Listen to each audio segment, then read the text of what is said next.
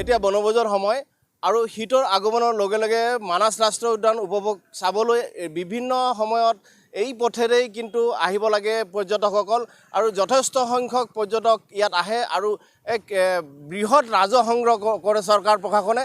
তাৰ পাছতো কিন্তু এই পথটোৰ মেৰামতিৰ ক্ষেত্ৰত কোনো পদক্ষেপ লোৱা নাই আৰু ইয়াত আহিছে একাংশ ৰাইজ আৰু স্থানীয় লোক, তেখেতৰ পৰা কিছু কথা জানিবলৈ চেষ্টা কৰিম। কেনেধৰণৰ সমস্যাৰ সন্মুখীন হৈছে আপোনালোকে? চাওক, এইটো ক'ব গ'লে এটা মানাস ৰাষ্ট্ৰীয় উদ্যানৰ মুখ্য পথ।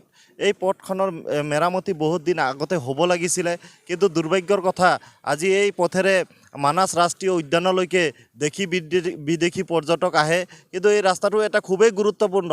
এই ৰাস্তাটো আজিৰ পৰা নহয়, বহু কিছুদিন ধৰি মানে এনেকুৱা এটা অৱস্থা হৈছে। আজি এই ৰাস্তাৰ এনেকুৱা দুৰৱস্থাৰ কাৰণে বহুত ইতিমধ্যে দুৰ্ঘটনা হৈ মানুহ মৃত্যুমুখত পৰিব লগা হৈছে।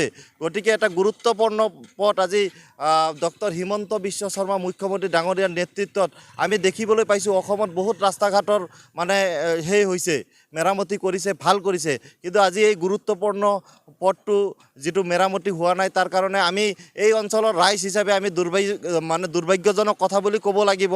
কাৰণ এই অঞ্চলৰ মূল একজন ব্যক্তি আমাৰ ইতিমধ্যে কেবিনেট মন্ত্ৰী হৈ আছে ৰঞ্জিত দাস ডাঙৰীয়া, তেখেতটো যাতে মানে ৰাস্তাটো বনাই দিয়াৰ কাৰণে এটা পদক্ষেপ ল'ব বুলি মই আশাবাদী। অসমৰ মাননীয় মুখ্যমন্ত্ৰী হিমন্ত বিশ্ব শৰ্মা ডাঙৰীয়াৰ পৰা এই ৰাস্তাৰ বিষয়ে যাতে আমি এটা সুখবৰ লাভ কৰোঁ, তাৰে আশা কৰিছোঁ। হয় হয় হয়, যথেষ্ট কষ্টৰ সন্মুখীন হৈছে। মোৰ ইয়াত ব্যক্তিৰ পৰা কিছু কথা জানিবলৈ চেষ্টা কৰিম।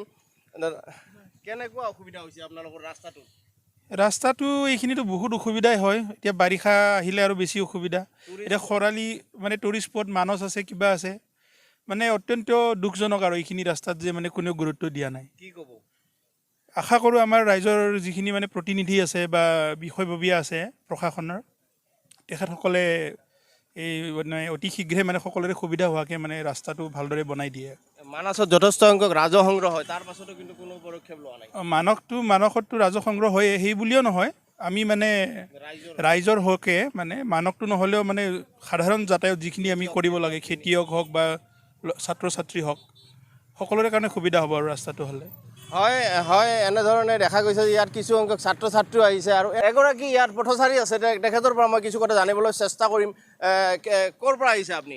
চাওক, মই মানাহ ৰাষ্ট্ৰীয় উদ্যানৰ পৰা আহিছোঁ, বৰপেটা ৰোডলৈ বুলি আহিছিলোঁ। আমি দেখিছোঁ যে বৰপেটা ৰোড আৰু মানাহ সংযোগী যিটো পথ, এই পথটোৰ একেবাৰে অৱস্থা একেবাৰে বেয়া। যিহেতু এই সময় বনভোজৰ সময়, যিহেতু বিদেশী পৰ্যটকৰে দেশ বিদেশৰ পৰ্যটক আমাৰ মানাহ ৰাষ্ট্ৰীয় উদ্যানত এইটো ৰাস্তাৰে অহা যোৱা কৰে, কিন্তু আমাৰ পথৰ যি অৱস্থা, এই পথৰ অৱস্থাটো দেখি আমাৰ অতি দুখ লগা। কাৰণ আমি জানো যে আমাৰ যে দেশ বিদেশৰ পৰা আহি আমাৰ পৰ্যটক আহি আমাৰ অসমৰ মানাহ ৰাষ্ট্ৰীয় উদ্যানত আহিলে আমাৰ ইয়াৰ পৰা এটা ৰাজহ আমাৰ উৎপন্ন হয়, কিন্তু তাৰ পিছতো আমাৰ আজি গৈলীয়া টোলগেট আছে, বিজনী টোলগেট আছে, এই দুখন টোলগেট আমাৰ ইয়াৰ এই অঞ্চলৰ ওচৰে পাজৰে আছে। তাৰ পিছতো কিন্তু আমি দেখিবলৈ পাইছোঁ আমাৰ ৰাস্তা ঘাটৰ যি অৱস্থা অতি দুখ লগা। গতিকে আমি অসমৰ মুখ্যমন্ত্ৰী ডক্টৰ হিমন্ত বিশ্ব শৰ্মা, BTCৰ চিফ প্ৰমোদ বড়ো ডাঙৰীয়াক আমি এটা কথা দাবী জনাব বিচাৰিছোঁ যে অতি সোনকালে তেওঁলোকে এই ৰাস্তাটো যাতে তেওঁলোকে উন্নত মানদণ্ডৰ কৰি আমাৰ পৰ্যটকৰ কাৰণে এক সুচল ব্যৱস্থা কৰি দিয়ে। হয়, পথচাৰী আছে আৰু তেখেতৰ পৰা মই কিছু কথা জানিবলৈ চেষ্টা কৰিম। ক'ৰ পৰা আহিছে দাদা? আমি বাৰাপেটাৰ পৰা আহিছোঁ। একচুৱেলি মই স্থানীয় বাসিন্দা হয় ইয়াৰ। পথটি আচলতে গুৰুত্বপূৰ্ণ পথ। এইটো মানাহ ৰাষ্ট্ৰীয় উদ্যানলৈকে যাব পথ, লগতে ভূটানলৈকে যাব পাৰি। এনেকুৱা এটা গুৰুত্বপূৰ্ণ পথ এনেদৰে জহিক হৈ যোৱাটো আচলতে অসম চৰকাৰ বা ভাৰত চৰকাৰে কি দেখিছে মই নাজানো। এই সময়ত আমাৰ এই যিটো পথ, এই পথটো দেশী বিদেশী বিভিন্ন পৰ্যটকে ভৰি পৰি আছে মানাছত। গতিকে এই দেশী বিদেশী পৰ্যটকে যদি এই ৰাস্তাটো দেখে, গতিকে আমি লজ্জিত অনুভৱ কৰোঁ।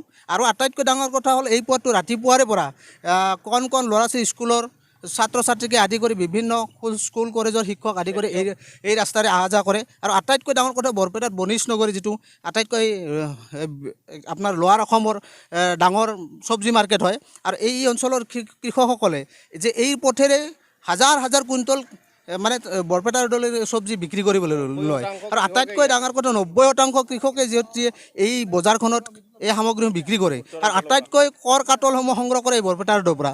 গতিকে এনেকুৱা কৰ কাটল সংগ্ৰহ কৰা এটা ঠাইত এনেকুৱা যদি ৰাস্তাৰে গৈ মানুহে চব্জি বিক্ৰী কৰিব লাগে, গতিকে এইটো লজ্জাৰ বিষয়। আমি আচলতে অসম চৰকাৰ মাননীয় হিমন্ত বিশ্ব শৰ্মা ডাঙৰীয়া মুখ্যমন্ত্ৰীক কাটৰ অনুৰোধ জনাইছোঁ যাতে আমাক অতি সোনকালে এই মানাহ ৰাষ্ট্ৰীয় উদ্যানলৈ যোৱা যিটো পথ বা ভূটানলৈ যোৱা পথ যিটো অতি শীঘ্ৰে আমাক মেৰামতি কৰি দিব লাগে, আমাৰ এইখিনি অনুৰোধ। এতিয়া বনোৱাসকলৰে কিন্তু একে আবেদন যে সকলোৱে অভিযোগ কৰিছে তথা সকলোৱে আবেদন কৰিছে যে অসম চৰকাৰে যাতে অতি সোনকালে এই পথটো মেৰামতি কৰি দিয়ে।